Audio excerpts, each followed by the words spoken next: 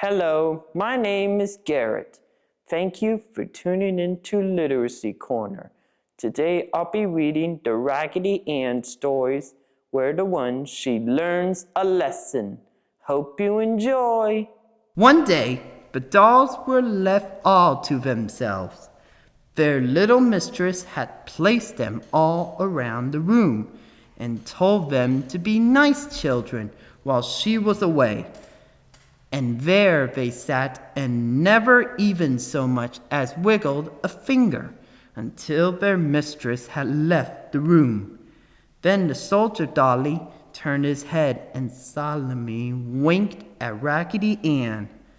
And when the front gate clicked and the dollies knew they were alone in the house, they all scrambled to their feet.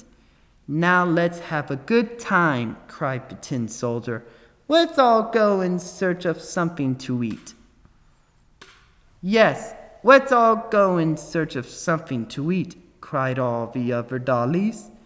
"When Mistress had me out playing with her this morning," said Raggedy Ann, "she carried me by a door near the back of the house, and I smelled something, which smelled as if it would taste delicious." "Then you lead the way, Raggedy Ann," cried the French dolly.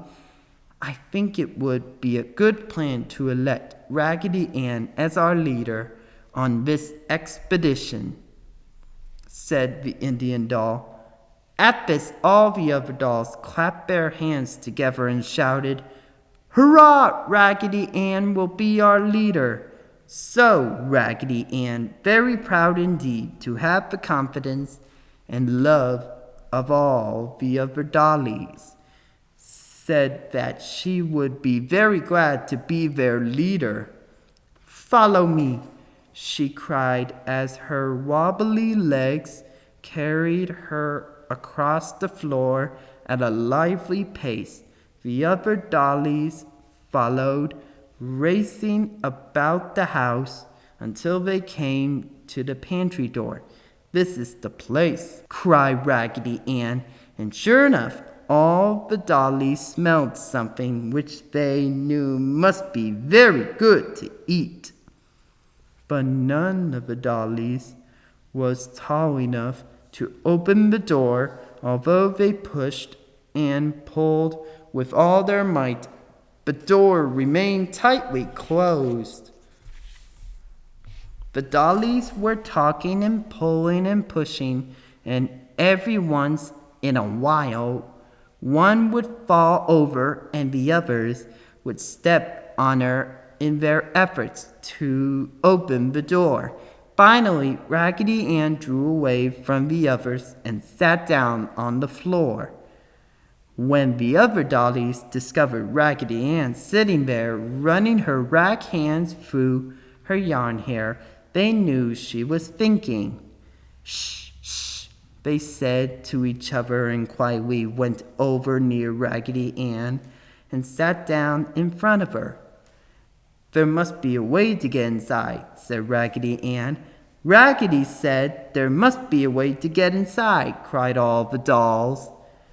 "I can't seem to think clearly today," said Raggedy Ann. "It feels as if my head were ripped." At this, the French doll ran to Raggedy Ann and took off her bonnet. "Yes, there is a rip in your head, Raggedy," she said, and pulled a pin from her skirt and pinned up Raggedy's head. "It's not a very neat job, for I got some puckers in it," she said. "Oh, that is so much better," cried Raggedy Ann. "Now I can think quite clearly." "Now Raggedy can think quite clearly," cried all the dolls. "My thoughts must have leaked out the rip before," said Raggedy Ann. "They must have leaked out before, dear Raggedy," cried all the other dolls. "Now that I can think so clearly," said Raggedy Ann, "I think the door must be locked, and to get it, we must unlock it." That will be easy, said the Dutch doll, who says, Mama, when he is tipped backward and forwards, for we will have the brave tin soldier shoot the key out of the lock. I can easily do that, cried the tin soldier as he raised his gun. Oh, Raggedy Ann, cried the French dolly, please do not let him shoot. No, said Raggedy Ann, we must think of a quieter way. After thinking quite hard for a moment, Raggedy Ann jumped up and said, I have it! And she caught up the jumping jack and held him up to the door. Then Jack slid up his stick and unlocked the door. Then the dollies all pushed and the door swung open. My, such a scramble! The dolls piled over one another in their desire to be the first at the goodies. They swarmed upon the pantry shelf. In their eagerness spilled a pitcher of cream which ran all over the French dolly's dress. The Indian doll found some cornbread, and dipping it in the molasses, he sat down for a good feast. A jar of raspberry jam was overturned, and the dollies ate of this until their faces were all purple. The tin soldier fell from the shelf 3 times and bent one of his tin legs, but he scrambled right back up again. Never had the dolls had so much fun and excitement, and they had all eaten their fill when they heard the click of the front gate.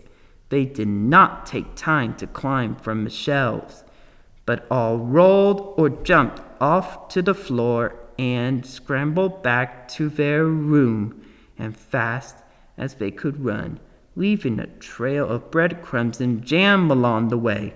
Just as their mistress came into the room, the dolls dropped in whatever positions they happened to be in. This is funny, cried mistress. They were all left sitting in their places around the room. I wonder if Fido has been shaking them up.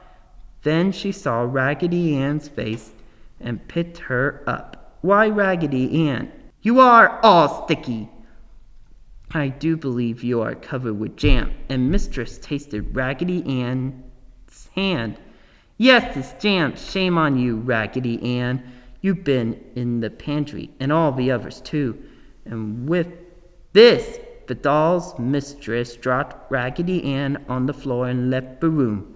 When she came back, she had on an apron, and her sleeves were rolled up. She picked up all the sticky dolls and putting them in a basket, she carried them out under the apple tree in the garden.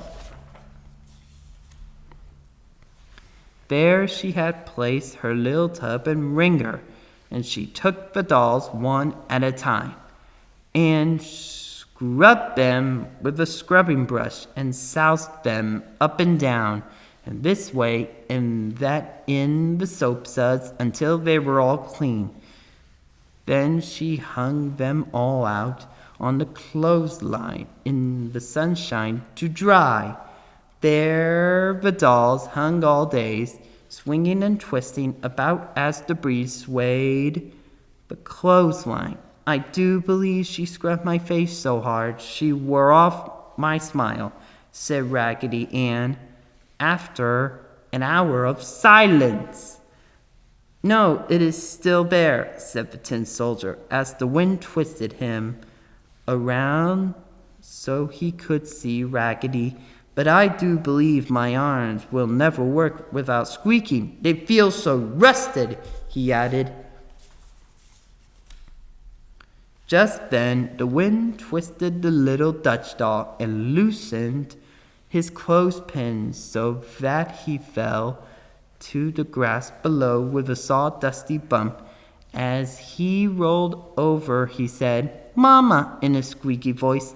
Late in the afternoon, the back door opened, and the little mistress came out with a table and chairs. After setting the table, she took all the dolls from the line and placed them about the table. They had lemonade with grape jelly in it, which made it a beautiful lavender color, and little baby teeny weeny cookies with powdered sugar on them. After this lovely dinner, the dollies were taken in the house, where they had their hair brushed and nice clean nighties put on. Then they were placed in their beds, and Mistress kissed each one good night and tiptoed from the room, all the dolls as still as mice for a few minutes. Then Raggedy Ann raised up on her cotton-stuffed elbows and said, "I have been thinking." "Shh," said all the other dollies. "Raggedy has been thinking." "Yes," said Raggedy Ann, "I have been thinking. Our mistress gave us the nice dinner out under the trees to teach us a lesson. She wished us to know that we could have had all the goodies we wished, whenever we wished, if we had behaved ourselves in our lesson, that we must never take without asking what we could always have for the asking. So let us all remember and try never again to do anything which might cause those who love us any unhappiness. Let us all remember," chimed all the other dollies, and Raggedy Ann, with a merry twinkle in her shoe-button eyes, lay back in her little bed, her cotton head filled with thoughts of love and happiness.